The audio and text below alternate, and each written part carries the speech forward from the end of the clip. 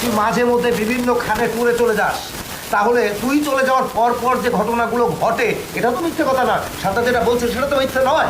তাহলে যে আমি নিয়েছি তার কোনো প্রমাণ আছে তোর কাছে?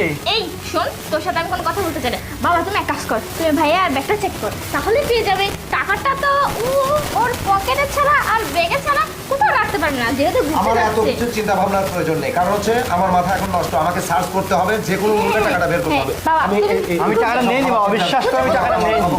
আমি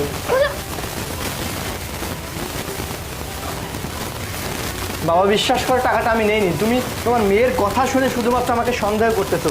তুমি আমাকে যেই টাকাটা দিয়েছো আমি শুধুমাত্র সেই টাকাটাই নিয়েছি, এছাড়া আমি একটি টাকাও নেই। তুমি দেখো বাবা, দেখো আমার ব্যাগ দেখো। পেয়েছো টাকা? পেয়েছো? কি ব্যাপার শান্তা, কোথায় টাকাগুলো বল?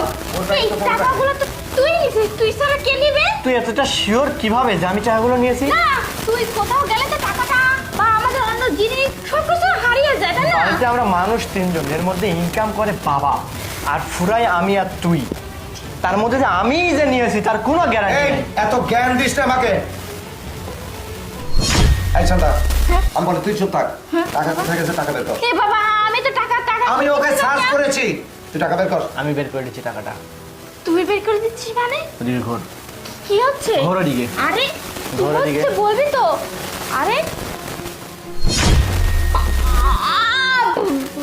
বাবা, শান্তা! হ্যাঁ?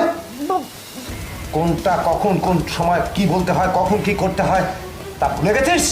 আমি তোকে বারবার করে বলছি আমার অফিসিয়াল একটা জরুরি প্রয়োজন, আমাকে এখনই বের হতে হবে টাকাগুলোতে। আর তুই কি করছিস? তুই ওখান থেকে এসে নিজের কাছে টাকা রেখে নয়নের নামে অপবাদ দিচ্ছিস আর আমার সময় অপচয় করছিস। দাঁড়া বাবা, ওর চুলে টাকাগুলো আমি বেঁধেছি। কি বলিস তুই? তার আগে তোমার মেয়েকে জিজ্ঞাসা করো আমি যাওয়ার সময় আমাকে জড়িয়ে ধরে আনাম সানাম বুঝ দিয়ে আমার ব্যাগ এখানে টাকাগুলো রাখছে, এটা জিজ্ঞাসা করো আগে। এই